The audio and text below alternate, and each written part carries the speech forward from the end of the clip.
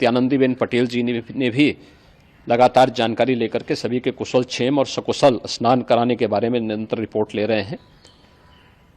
हम लोगों की प्रातःकाल से ही श्रद्धालुजन जो भी आए हैं वे स्नान कर सकें, इसके लिए यहाँ पे उच्च स्तरीय बैठक भी चल रही है, जिसमें मुख्य सचिव भी हैं, डीजीपी हैं, प्रमुख सचिव गृह हैं, मुख्यमंत्री कार्यालय के अपर मुख्य सचिव के साथ साथ एडीजी लॉ एंड ऑर्डर के साथ साथ अन्य वरिष्ठ अधिकारीगण मौजूद हैं। प्रयागराज में हालात वर्तमान में नियंत्रण में हैं, लेकिन भीड़ का दबाव बहुत बना हुआ है। अखाड़ा परिषद से जुड़े हुए पदाधिकारियों के साथ मैंने स्वयं भी बातचीत की है।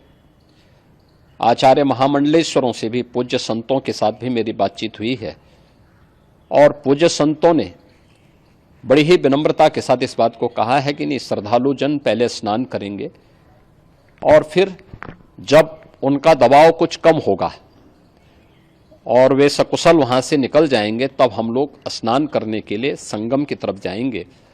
अभी पहले श्रद्धालु जनों को, चूंकि देश भर से आए हैं, तो इसके लिए उन्हें सभी अखाड़े इसके लिए सहमत हैं और सभी लोग इस व्यवस्था के साथ जुड़े हुए हैं।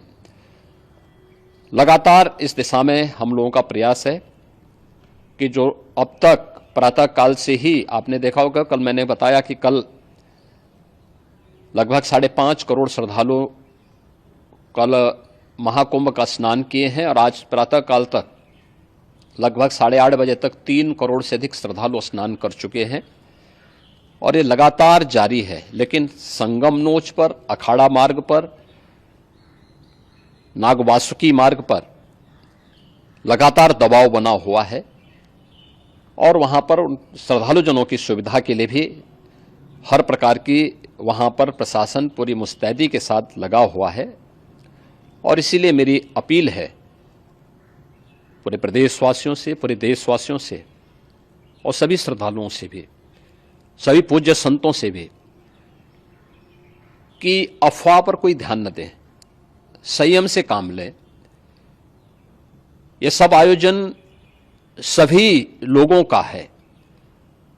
प्रशासन उनकी सेवा के लिए पूरी तत्परता के साथ लगा हुआ है।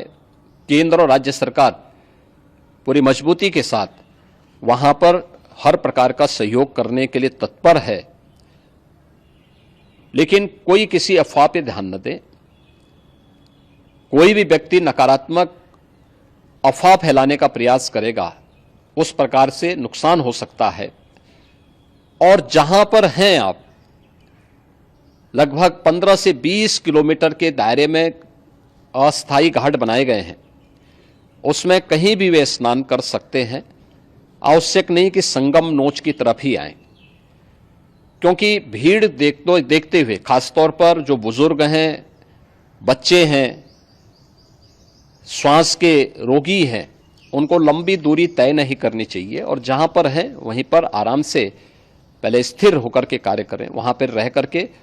और जो नजदीक के घाट हैं, उसी नजदीक के घाट में स्नान करेंगे। सब गंगा जी के ही घाट हैं और गंगा जी के इस घाट में वही पुण्य प्राप्त होगा। ये मौनी अमावस्या है। मौनी अमावस्या में स्नान का महत्व है।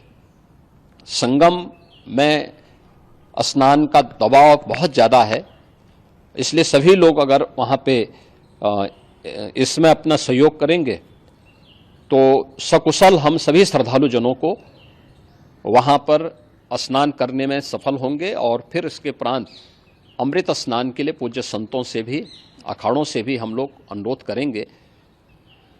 जो घायल हैं, गंभीर रूप से घायल हैं, उनके उपचार की तत्परता के साथ व्यवस्था भी की गई है। उन सबके सकुशल स्वस्थ होने की भी हम कामना करते हैं। लेकिन मेरी अपील होगी कि कोई भी नकारात्मकता न फैलाने दें और न किसी अफवाह पर विश्वास करें। स्थिति नियंत्रण में है। हाँ, दबाव जरूर है, क्योंकि मैंने आपको बताया कि प्रातःकाल से सुबह 8:30 बजे तक 3 करोड़ से अधिक श्रद्धालु स्नान कर चुके हैं और पूरे मेला क्षेत्र में अगर हम देखेंगे, प्रयागराज में हम देखेंगे तो लगभग 9 से 10 करोड़ श्रद्धालु इस समय वहाँ पर मौजूद है, जिसमें से 3 करोड़ यह वापस जा रहा है, इसके लिए रेलवे ने भी मेला स्पेशल लगाई हुई है। प्रातःकाल से लगभग 40 मेला स्पेशल प्रयागराज स्टेशन से, जोशी स्टेशन से, अन्य स्टेशन से श्रद्धालुओं को लेकर के सकुशल स्नान कराने के बाद उनको लेकर के गंतव्य की ओर आगे बढ़ी है और लगातार ये प्रक्रिया वहां पर आगे बढ़ाई जा रही है। होर्डिंग एरिया भी बनाए गए हैं।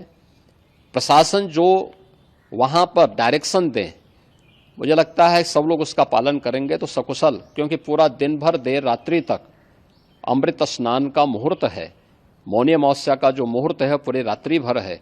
इसलिए ये नहीं हो केवल इस पे कि हम अभी स्नान करेंगे, आवश्यक नहीं, कभी भी आप स्नान कर